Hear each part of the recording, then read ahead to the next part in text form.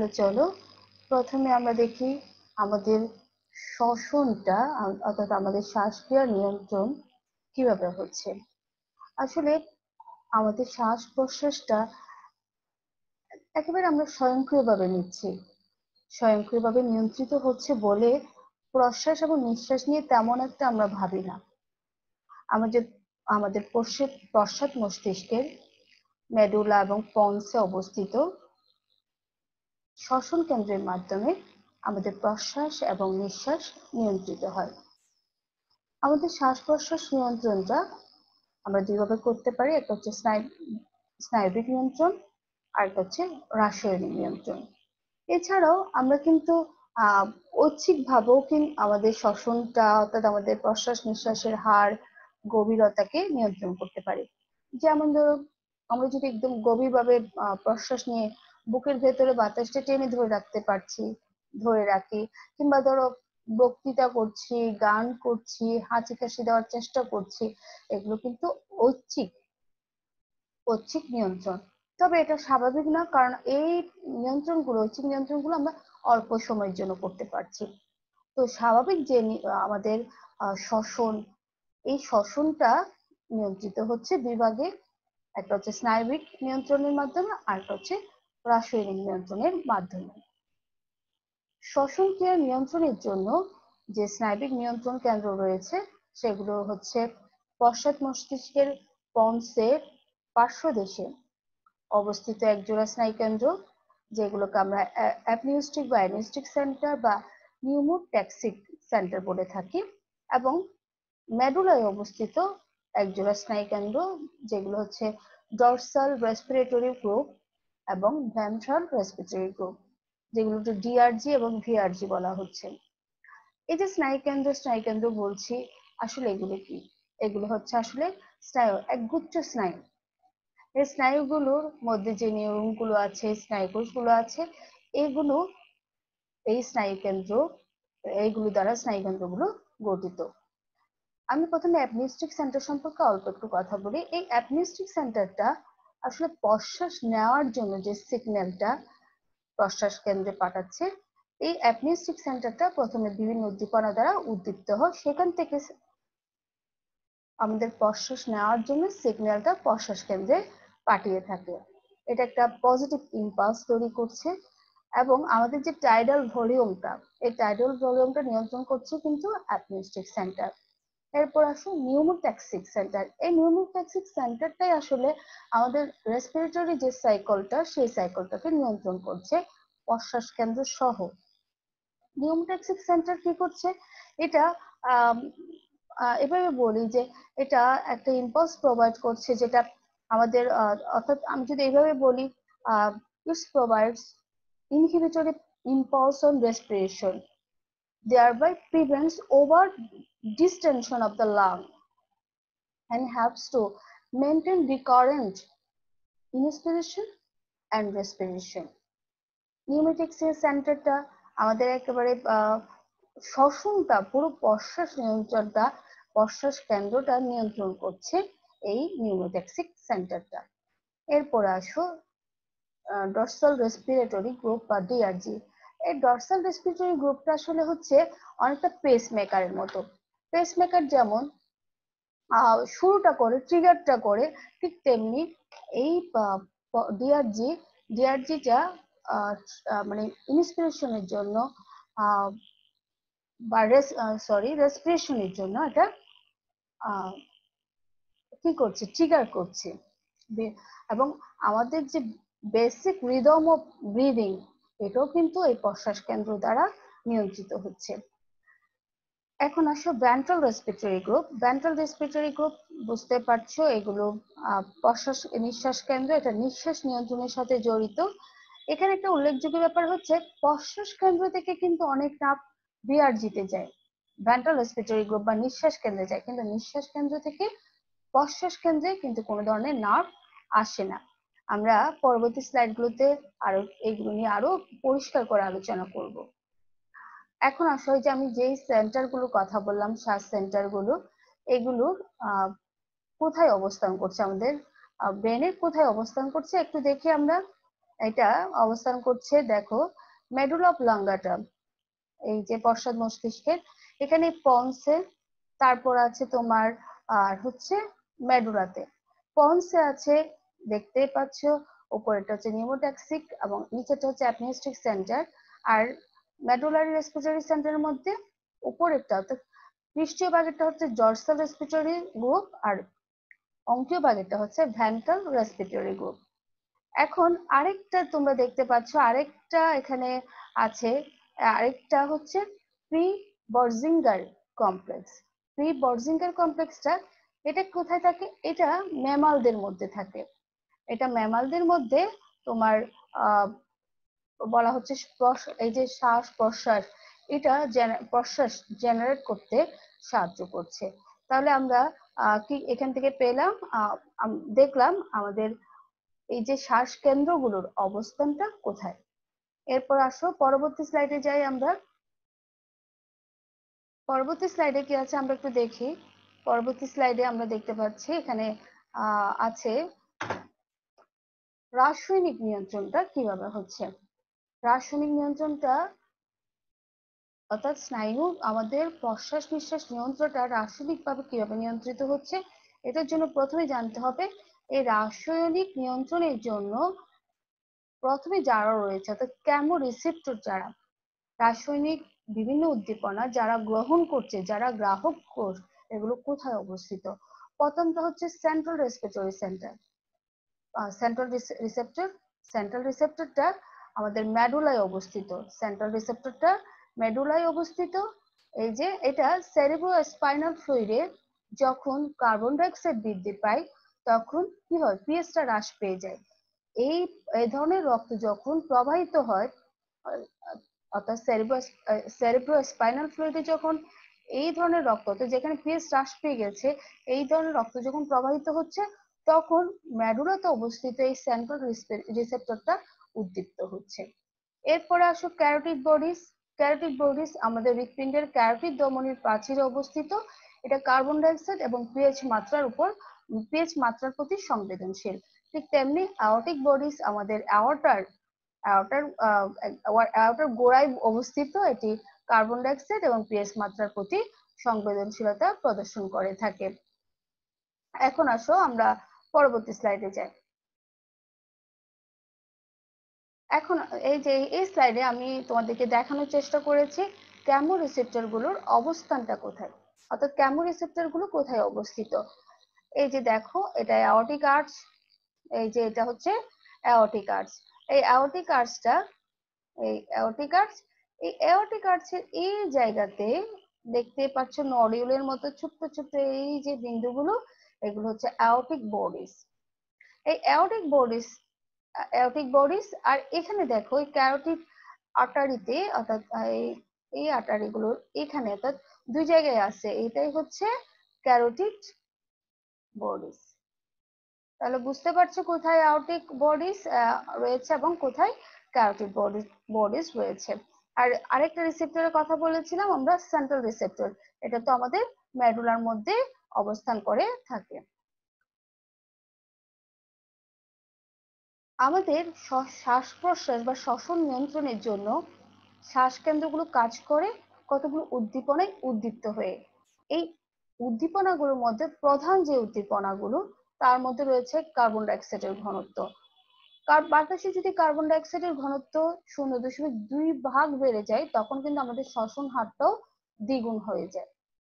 বা অক্সিজেনের ঘনত্ব যদি কমে যায়, সেটা হচ্ছে 20% থেকে 5%, এরকম যদি এই রেঞ্জের মধ্যে কমে যায় তখনও কিন্তু আমাদের শ্বসনের হার দ্বিগুণ হয়ে যায়। আমাদের এই যে শ্বাসকেন্দ্রটা, এই শ্বাসকেন্দ্রের সাথে কিন্তু শ্বসন অঙ্গের সংশ্লিষ্টতা রয়েছে। এই সংশ্লিষ্ট অঙ্গের সাথে এরা কি করে স্নায়ু জালক দ্বারা যুক্ত থাকে। এছাড়া এখানে আরো কিছু স্নায়ু কাজ করছে, যেমন ডায়াফ্রামের সাথে, ডায়াফ্রাম থেকে যেটা ফ্রেনিক স্নায়ু, ফুসফুসের সাথে থাকে ভ্যাগাস স্নায়ু। এরা কি করছে, এরা উদ্দীপনাটা আনছে বা উদ্দীপনাটা সংবেদনটা নিয়ে যাচ্ছে ইম্পালসটা। তারপর ইনকোস্টাল পেশিতে ইন্টারকোস্টাল স্নায়ু রয়েছে, ইন্টারকোস্টাল পেশিতে ক্যারোটিড বডিসের সাথে সম্পৃক্ত রয়েছে গ্লাসোফ্যারেঞ্জিয়াল স্নায়ু। ঠিক তেমনি আমি কিন্তু এখানে অ্যাওর্টিক বডিসের কথা লিখি নাই, অ্যাওর্টিক বডিসের সাথে যুক্ত থাকে ভ্যাগাস স্নায়ু। তাহলে বুঝতে পারছো কোন কোন স্নায়ু কোন কোন অঙ্গের সাথে সংশ্লিষ্ট। এখন আসো আমরা মূল যে শ্বসন নিয়ন্ত্রণ এটা একটু দেখি। আমাদের শ্বসন নিয়ন্ত্রণটা আমরা আগেও দেখেছি, আমাদের শ্বসন নিয়ন্ত্রণটা হচ্ছে কোথায়, আমাদের এই মেডুলা অবলঙ্গাটাতে। এই যে দেখতে পাচ্ছ এখানে আসলে চিত্রটার মধ্যে দুটো করে না দিয়ে, আমরা তো দুটো করেছি জানি, এখানে একটা করে দিয়েছে। যেমন ধরো এখানে আমি আরেকটা এঁকে দিচ্ছি, এটা হচ্ছে অ্যাপনিউস্টিক সেন্টার ধরে নিলাম, এটা হচ্ছে অ্যাপনিউস্টিক, আমি সংক্ষেপে লিখি এটা হচ্ছে অ্যাপনিউস্টিক। ওকে, তারপর হচ্ছে আর এটা ধরে নাও এটা হচ্ছে নিউমোট্যাক্সিক, নিউমোট্যাক্সিক, নিউমোট্যাক্সিক সেন্টার। আর মেডুলার এটা ধরে নাও ভিআরজি, এটা হচ্ছে ভিআরজি। এবং আর এটা আরেকটা আঁকলাম আমরা, এটা হচ্ছে D dorsal respiratory group, dorsal respiratory group. আমি তোমাদের একটু বোঝার সুবিধার জন্য এই কাজটা করছি। এখন আসো এখানে কি হচ্ছে, এই যে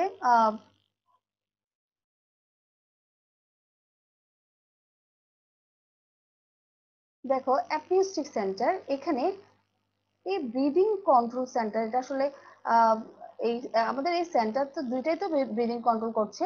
এটা উদ্দীপ্ত হচ্ছে, আমরা আগেও বলেছি যে ক্যারোটিড বা অ্যাওর্টিক বডিজ বা ক্যারোটিড বডিজ গুলো কি করছে, কার্বন ডাইঅক্সাইড এবং অক্সিজেনের প্রতি, কার্বন ডাইঅক্সাইড যখন কমে যাচ্ছে, পিএইচ যখন কার্বন ডাইঅক্সাইড যখন বেড়ে যাচ্ছে, পিএইচ যখন হ্রাস পাচ্ছে, বা রক্তের মধ্যে যখন অক্সিজেন কমে যাচ্ছে, এই ধরনের সিগন্যাল গুলো ওরা কোথায় পাঠাচ্ছে, এরা সেন্সরি নার্ভের মাধ্যমে, এই যে বা আমাদের যে হাইপোথ্যালামাস আছে ওখান থেকে বিভিন্ন উদ্দীপনাগুলো চলে আসে এই মেডুলাতে। মেডুলাতে অ্যাপনিউস্টিক সেন্টারটা কি করছে, অ্যাপনিউস্টিক সেন্টার এখানে উদ্দীপনাগুলো গ্রহণ করছে। উদ্দীপনাগুলো গ্রহণ করে সেটা কোথায় যাচ্ছে, উদ্দীপনাগুলো গ্রহণ করে এটা চলে যাচ্ছে তোমার ডিআরজি, অর্থাৎ ডিআরজিতে যাচ্ছে। ডিআরজি থেকে এগুলো যাবে তোমার এই যে অ্যাপনিউস্টিক সেন্টার, এটা অ্যাপনিউস্টিক সেন্টার থেকে যখন অ্যাপনিউস্টিক সেন্টার উদ্দীপ্ত হচ্ছে বিভিন্ন উদ্দীপনা দ্বারা, তখন সেই উদ্দীপনাগুলো চলে আসছে ডিআরজিতে, ডর্সাল রেসপিরেটরি গ্রুপে। এই মাধ্যমে এখান থেকে ফ্রেনিক নার্ভ দ্বারা এই উদ্দীপ্ত হচ্ছে, আমি যে বললাম ডিআরজি কি করছে, এটা ট্রিগার করছে অ্যাপনিউস্টিকের স্টিমুলেশন গুলো অ্যাপনিউস্টিক থেকে এসে এখানে ডিআরজি কে উদ্দীপ্ত করছে। উদ্দীপ্ত করার পরে ডিআরজি ট্রিগার করছে, ট্রিগার প্রশ্বাস শুরু হওয়ার জন্য। কিভাবে এই উদ্দীপনাটা পৌঁছে দিচ্ছে, ডায়াফ্রামে যাচ্ছে। এই যে স্নায়ুটা, এই স্নায়ুটা হচ্ছে ফ্রেনিক স্নায়ু, এই স্নায়ুটা হচ্ছে ফ্রেনিক স্নায়ু। ফ্রেনিক স্নায়ুটা এই স্নায়ুটা হচ্ছে ফ্রেনিক স্নায়ু। আর এই স্নায়ুটা অর্থাৎ ইন্টারকোস্টালে যাচ্ছে, অবশ্যই ইন্টারকোস্টাল স্নায়ুটাই ইন্টারকোস্টালে যাচ্ছে। এখন ইন্টারকোস্টাল স্নায়ুগুলো আসলে মূলত হচ্ছে বিভিন্ন ধরনের মোটর স্নায়ু, এটা হতে পারে থোরাসিক মোটর, তারপর হচ্ছে সার্ভিক্যাল, লাম্বার, এই যে রিব গুলো, এই রিব গুলোতে যে স্নায়ুগুলো আছে একসাথে আমি ইন্টারকোস্টাল স্নায়ু বলছি। তাহলে আমি আবারও একটু বলি, অ্যাপনিস্টিক যখন উদ্দীপ্ত হচ্ছে সেই উদ্দীপনাটা ডিআরজিতে আসছে, ডিআরজি থেকে এটা চলে যাচ্ছে স্নায়ুর মাধ্যমে, ফ্রেনিক স্নায়ুর মাধ্যমে ডায়াফ্রামে, এবং ইন্টারকোস্টাল স্নায়ুর মাধ্যমে গ্রিবের যে ইন্টারকোস্টাল পেশি আছে সেখানে। এর ফলে কি হচ্ছে, প্রশ্বাস কার্যক্রমটা শুরু হয়ে যাচ্ছে, আমাদের প্রশ্বাস কার্যক্রমটা শুরু হয়ে যাচ্ছে। প্রশ্বাস কার্যক্রমটা আমরা আগে দেখেছি কিভাবে প্রশ্বাস কার্যক্রমটা হচ্ছে আমাদের অর্থাৎ ডায়াফ্রামটা নিম্নগামী হবে, রিব গুলো ইন্টারকোস্টাল পেশি যখন সংকুচিত হচ্ছে তখন এটা বাইরের দিকে চলে যাচ্ছে, বক্ষকম্পন বেড়ে যাচ্ছে, আয়তনটা বেড়ে যাচ্ছে, ফুসফুসের আয়তন বেড়ে যাচ্ছে, এবং আমাদের অক্সিজেন যুক্ত বাতাস প্রবেশ করছে। এটাই হচ্ছে প্রশ্বাস। এখন কি হয়, যখন এখানে কিন্তু দুইটা ব্যাপার ঘটছে প্রশ্বাস শুরু হওয়ার পর, একই সময়ে স্নায়ু উদ্দীপনা এই প্রশ্বাস কেন্দ্র থেকে আবার কোথায় যায়, প্রশ্বাস কেন্দ্র থেকে নিউমোট্যাক্সিক কেন্দ্রে যাচ্ছে। অর্থাৎ এখান থেকে একটা উদ্দীপনা নিউমোট্যাক্সিক কেন্দ্রে যাচ্ছে, আবার নিউমোট্যাক্সিস, যেখানে এখানে নিউমোট্যাক্সিক যে কোষের স্নায়ু উদ্দীপনাটা, এই যে স্নায়ু উদ্দীপনাটা যেটা ব্যাগা স্নায়ু স্নায়ু উদ্দীপনাটা যখন ব্যাগা স্নায়ুর মাধ্যমে এখানে এই যে ফুসফুসটা যখন স্ফীত হলো, তখন এখানে কতগুলো স্ট্রেস রিসেপ্টর আছে। সেই রিসেপ্টর গুলোর মাধ্যমে সেই রিসেপ্টর গুলো ফুসফুস জনিত ফুসফুসের বায়ুস্ফীতিটা গ্রহণ করবে, উদ্দীপনাটা গ্রহণ করবে। আবার তারা কি করছে, ভ্যাগাস স্নায়ুর মাধ্যমে এটা প্রশ্বাস কেন্দ্রকে জানাচ্ছে, এখান থেকে নিউমোট্যাক্সিক কেন্দ্রে জানছে, নিউমোট্যাক্সিক কেন্দ্র এই জিনিসটা জানাচ্ছে অ্যাপিনিউস্টিককে। তখন কি করছে অ্যাপিনিউস্টিক, এই ডিআরজি তে কোনো ধরনের উদ্দীপনা প্রবেশ নিষিদ্ধ করে দিচ্ছে। অর্থাৎ এখন আর অ্যাপিনিউস্টিক ডিআরজি তে কোনো উদ্দীপনা পাঠাচ্ছে না।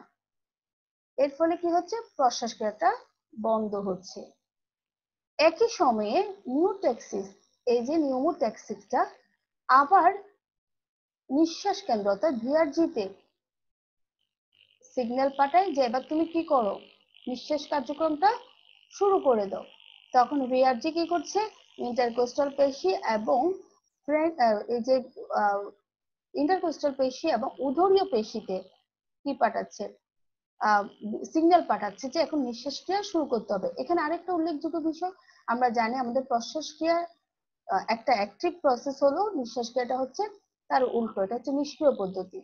তো এই পদ্ধতিতে আবার যা যা মানে রিপ গুলো যখন উত্তোলিত হয়েছে সেগুলো আগের জায়গায় ফিরে আসবে, ডায়াফ্রামটা নিজের জায়গায় ফিরে যাবে, এখানে পেশিটা কি হয়ে যাবে, যে বক্ষ গহ্বরটা সংকুচিত হয়ে যাবে, ফুসফুসের পেশি সংকুচিত হয়ে যাবে, ফুসফুসটা আগের জায়গায় ফিরে যাবে, তখন কি নিঃশ্বাস কার্যক্রমটা অটোমেটিক শুরু হয়ে যাবে।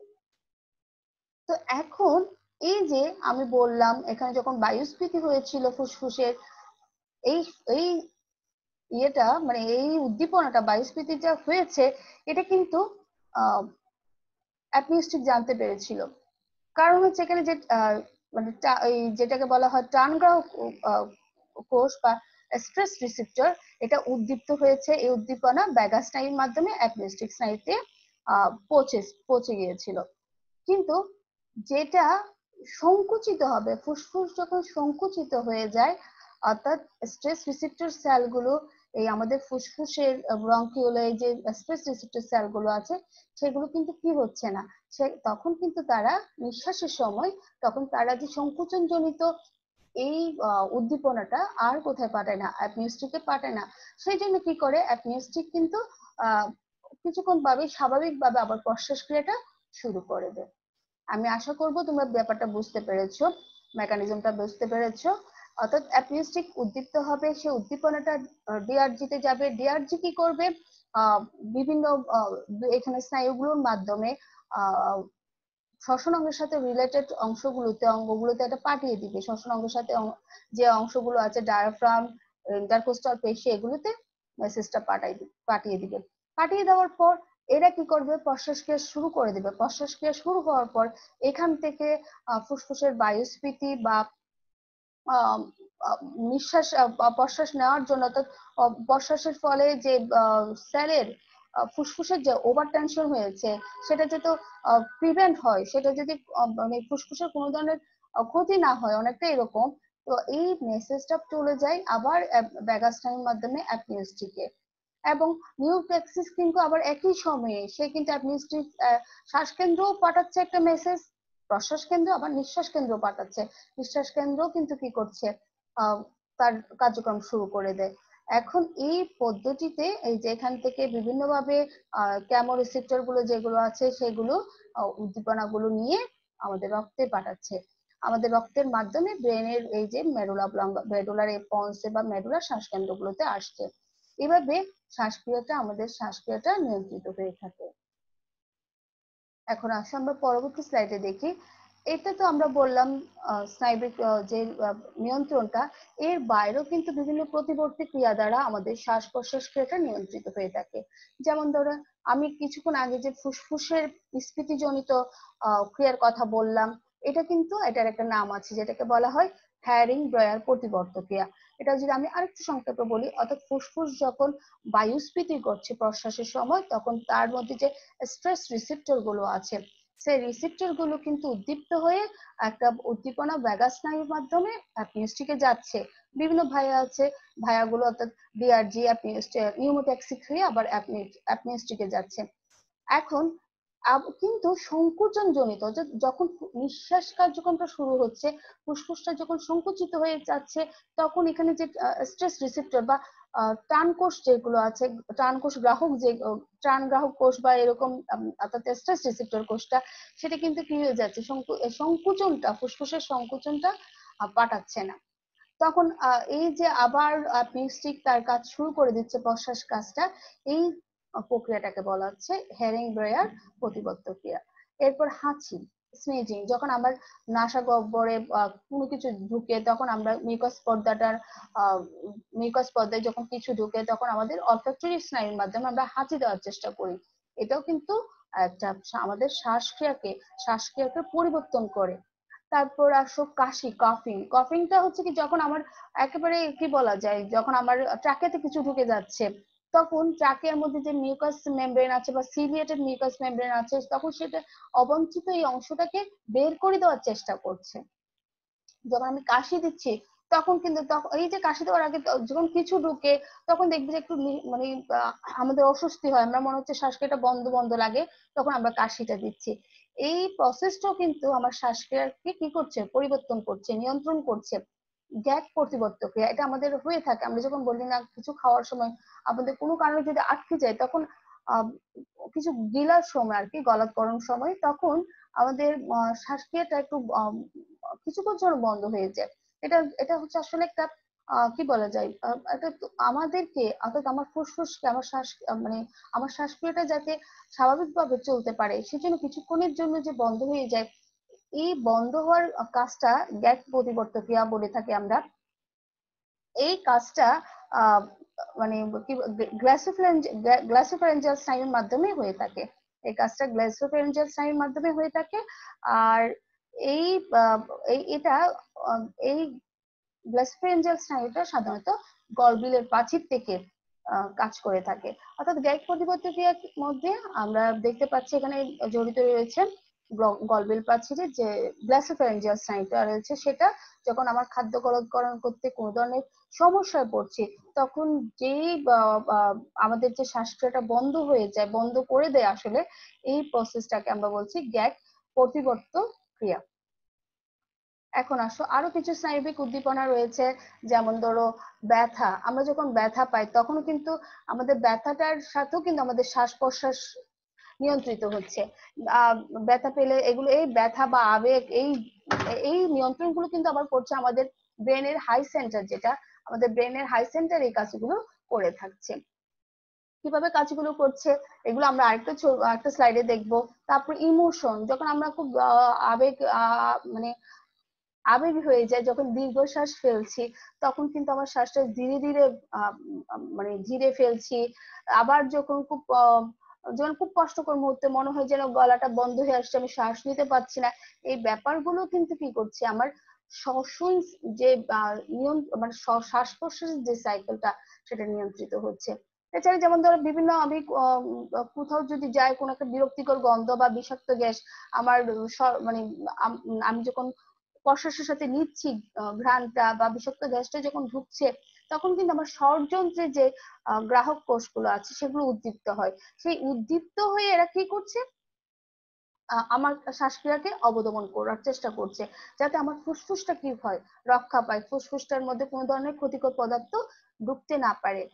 তারপর এই যে সেম একই কথা আমরা গ্যাগ প্রতিবর্ত ক্রিয়ার ক্ষেত্রে বললাম, খাদ্যনালীতে যখন মানে শ্বাসনালীতে যখন দুর্ঘটনাবশত কোনো খাদ্যকণা ঢুকে যায়, তখনও কিন্তু আমাদের এরকমই মনে হয় যে আমাদের শ্বাসক্রিয়াটা বন্ধ হয়ে যাচ্ছে। এরপরে আসো শরীর চর্চা। শরীর চর্চার মধ্যে কিন্তু দুইটি ব্যাপারই হচ্ছে, একটা হচ্ছে কার্বন ডাইঅক্সাইডের পরিমাণটা বেড়ে যায়, আবার অক্সিজেনের পরিমাণটা বেড়ে যায়। কার্বন ডাইঅক্সাইডটা রক্তে অক্সিজেনের চাহিদাও বেড়ে যায়, অন্যদিকে কার্বন ডাইঅক্সাইডের সঞ্চয়টাও বেড়ে যায়। এই সময় শ্বাসক্রিয়ার হার এবং গভীরতা বৃদ্ধি পায়, যা দেহের মধ্যে কি করছে, কার্বন ডাইঅক্সাইড এবং অক্সিজেনের প্রয়োজন, মানে অক্সিজেনের প্রয়োজন তো মেটাচ্ছে, পাশাপাশি কার্বন ডাইঅক্সাইড অপসারণ করছে শরীর চর্চা। এইগুলো হচ্ছে অন্যান্য স্নায়বিক উদ্দীপনা। আসলে মূল স্নায়বিক উদ্দীপনা তো আমরা বুঝতে পেরেছি যে আমাদের দেহে যে পিএইচটা কমে গেলে, কার্বন ডাইঅক্সাইডের ঘনত্ব বৃদ্ধি পেলে, তারপর হচ্ছে অক্সিজেনের ঘনত্ব কমে গেলে, এগুলো হচ্ছে মূল উদ্দীপনা। এগুলো উদ্দীপ্ত হয়ে আমাদের শ্বাসকেন্দ্রে যাচ্ছে, উদ্দীপ্ত হচ্ছে। এছাড়া এর বাইরে বিভিন্ন এই উদ্দীপনা গুলো কিন্তু আমাদেরকে কি করছে, আমাদের শ্বাসক্রিয়াটাকে নিয়ন্ত্রণ করছে। আমি আর এই ছবিটার মাধ্যমে তোমাদেরকে যা বলেছি তোমরা একটু মিলাই দেখতে পারো। যে আমি বললাম আমাদের ইমোশনটা বা আমরা যে ঐচ্ছিকভাবে অনেক সময় গান গাওয়ার সময় বা বক্তৃতা দেওয়ার সময় যে নিয়ন্ত্রণটা করে থাকে, আসলে এগুলো আমাদের এই যে আমাদের ব্রেনের মানে কি বলা যায়, higher centre of the brain এটা নিয়ন্ত্রণ করে থাকছে। তারপরে আছে ক্যারোটিড বডি। ক্যারোটিড বডিতে তোমরা এগুলো কেমোরিসেপ্টর বলে, এবং অ্যাওর্টিক বডিতে এটাও কেমোরিসেপ্টর। এগুলো হচ্ছে পেরিফেরাল, অর্থাৎ ক্যারোটিড বডি এবং অ্যাওর্টিক বডি এই দুটাকে পেরিফেরাল কেমোরিসেপ্টর বলে। আর যেটা আমরা বলেছি মেডুলাতে রয়েছে সেন্ট্রাল রিসেপ্টর, এটা এটা হচ্ছে সেন্ট্রাল রিসেপ্টর, আর এই দুটো হচ্ছে পেরিফেরাল রিসেপ্টর। তারপরে এই দুইটার কাজ তো আমরা বলেছি, যখন পিএইচ কমে যাচ্ছে, কার্বন ডাইঅক্সাইড বেড়ে যাচ্ছে, তখন উদ্দীপনাটা আসছে, বিভিন্ন সেন্সরি নার্ভের মাধ্যমে এটা চলে আসছে। তারপর আসো যে বা রক্তে যখন ব্রেনের মধ্যে রক্ত প্রবাহিত হচ্ছে, তখন ব্রেনের রক্তে এই যে পিএইচ কম থাকলে সেই রক্তটাও কিন্তু কি করছে, আমাদের শ্বাসকেন্দ্রগুলোকে উদ্দীপ্ত করছে।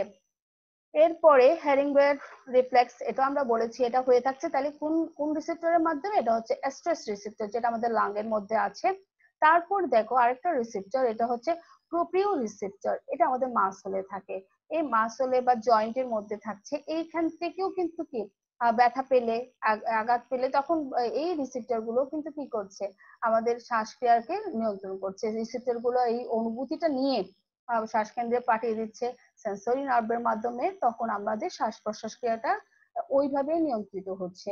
এছাড়া আরো বিভিন্ন ধরনের রিসেপ্টর, টাচ বা তাপমাত্রা, এইসব উদ্দীপনার দ্বারা উদ্দীপ্ত হয়ে যথারীতি শ্বাস প্রশ্বাস কেন্দ্রে যাচ্ছে, এবং শ্বাস প্রশ্বাস কেন্দ্র এই আমাদের পুরো শ্বসন ক্রিয়াটাকে ওইভাবে যে ধরনের উদ্দীপনা পাচ্ছে সেইভাবে, অর্থাৎ কোথাও শ্বাসটা বা প্রশ্বাস নেওয়াটা গভীর, আমরা খুব দ্রুত প্রশ্বাস নিচ্ছি, বা কোথাও খুব দ্রুত নিঃশ্বাস নিচ্ছি, বা কোথাও এইভাবে করে আমরা একটা ছন্দময় পরিস্থিতিতে মানে স্বাভাবিক পরিস্থিতিতে নিয়ে আসছে।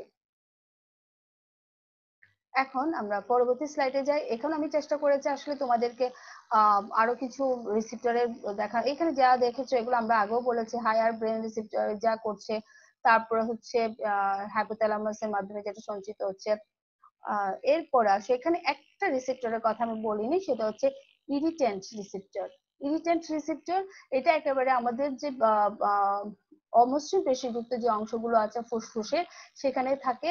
এটা যদি কোনো কারণে কোনো একটা ফ্যাক্টর দ্বারা, মেকানিক্যাল কোনো ফ্যাক্টর দ্বারা যদি এটা উদ্দীপ্ত হয়, তখন সেটা কি করছে, সেই উদ্দীপনাটা আমরা পাঠিয়ে দিচ্ছে সে এখানে প্রশ্বাস কেন্দ্রে, শ্বাস কেন্দ্রে পাঠিয়ে দিচ্ছে। এটা বহিঃপ্রকাশটা কিভাবে হয়, যেমন বঙ্কোপ্লাজম, তারপর হচ্ছে কাশি, এগুলোর মাধ্যমে ইরিটেন্ট রিসেপ্টরের যে উদ্দীপনাটা যায়, সেই উদ্দীপনাটার আউটপুটটা দেখা যায়। তাহলে আমরা আশা করি যে আমি আশা করব এবং তোমরা এই শ্বাস প্রশ্বাস ক্রিয়াটা কিভাবে নিয়ন্ত্রিত হচ্ছে সেটা বুঝতে পেরেছো। তা এরপর আসো আমরা আমাদের পরবর্তী স্লাইডে যাই। এটা হচ্ছে আসলে ফুসফুসের মধ্যস্থ যে বাতাসের আয়তন, অর্থাৎ আমাদের ফুসফুসের মধ্যে অনেক ধরনের বিভিন্ন অবস্থা, বিভিন্ন পরিমাণে, বিভিন্ন আয়তনে বাতাস থাকে। কিভাবে বাতাসগুলো থাকছে এগুলোর একটু নামগুলো আমি একটু বলে দিচ্ছি।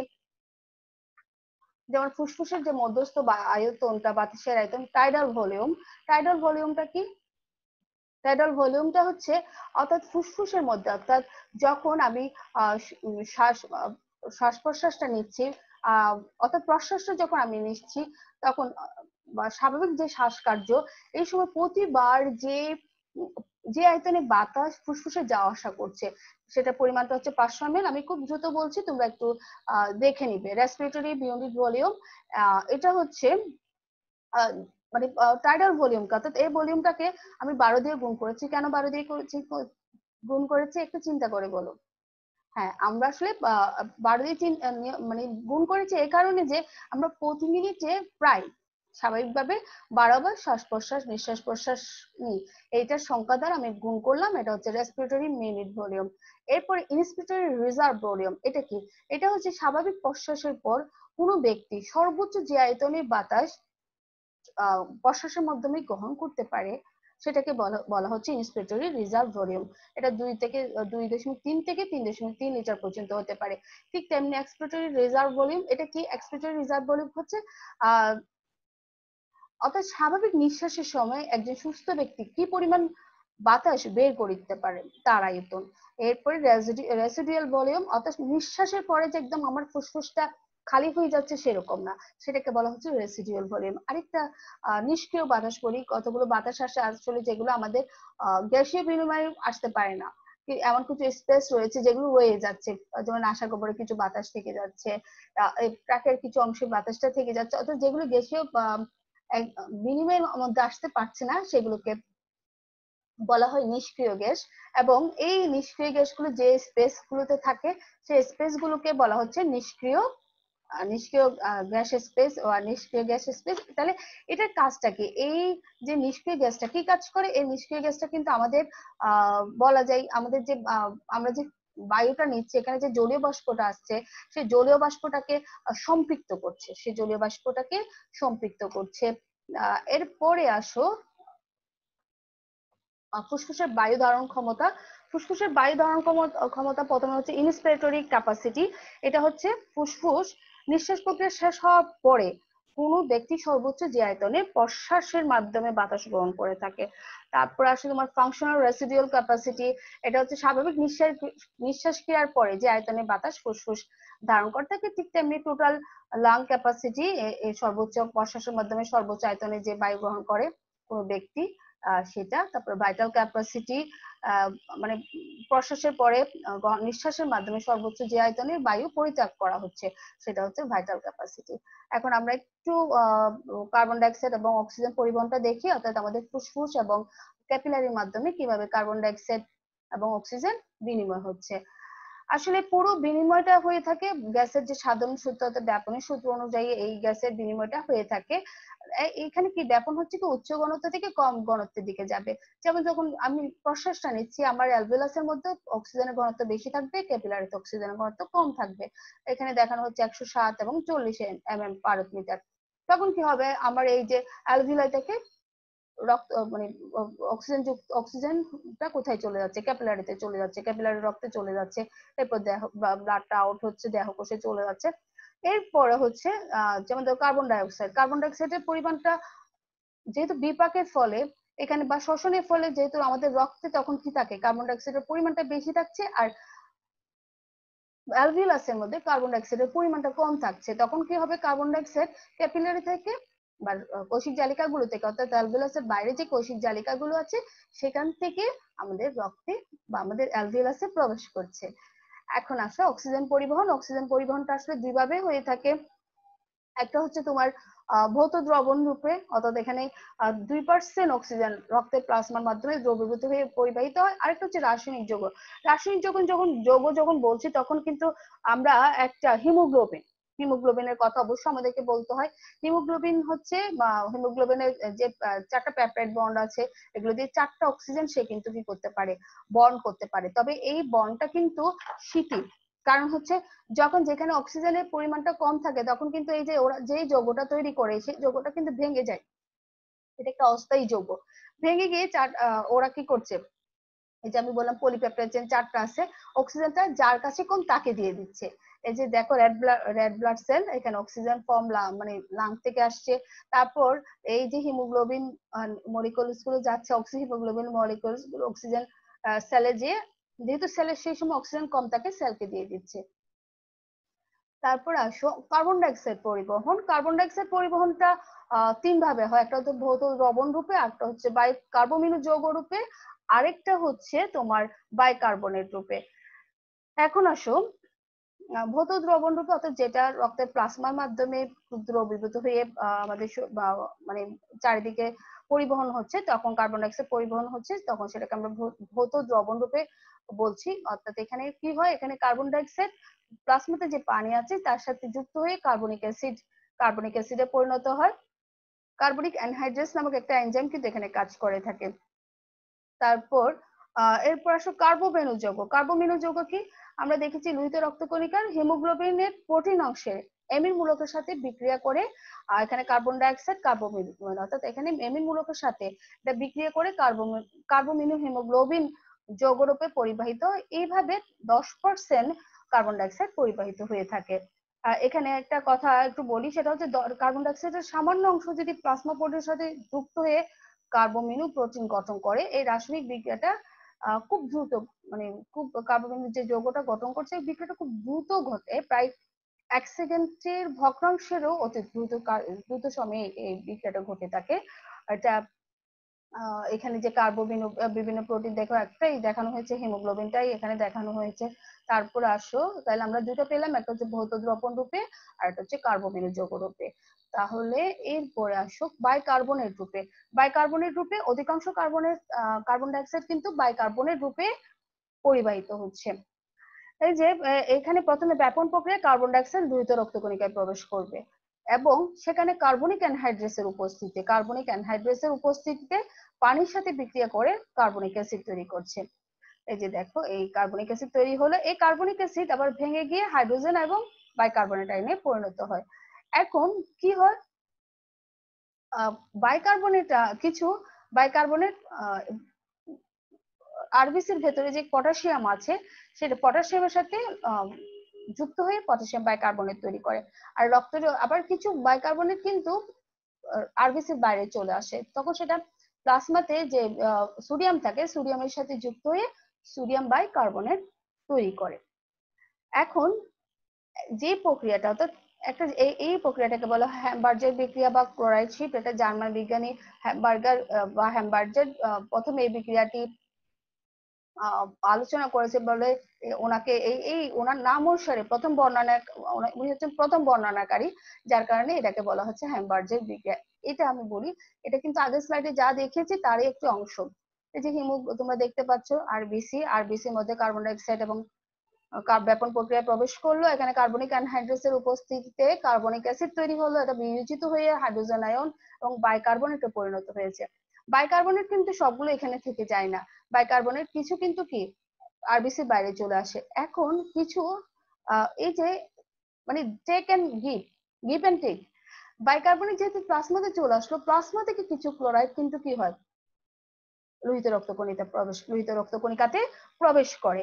এই যে মানে বাইকার্বনেট বাইরে চলে যাওয়া, শিফট করা এবং বাইরে চলে যাওয়ার কারণে ক্লোরিন বা ক্লোরাইড এখানে কি হলো, ক্লোরাইড লোহিত কণিকায় প্রবেশ করে এবং লোহিত কণিকায় প্রবেশ করে এটা পটাশিয়াম আয়নের সাথে যুক্ত হয়ে ক্যাসিয়াল গঠন করে থাকে। এখন এই যে একজন চলে যাওয়াতে ওই জায়গাটা পূরণ করার জন্য আরেকজন আসলো, এই পুরো জিনিসটাকে বলা হচ্ছে ক্লোরিন যেহেতু এখানে শিফট করেছে সেই জন্য এটাকে বলা হচ্ছে ক্লোরাইড শিফট বা হ্যামবার্গার শিফট বলা হয়ে থাকে। এখন আমরা একেবারে বিক্রিয়া আমাদের ক্লাসের শেষ পর্যায়ে চলে আসছি।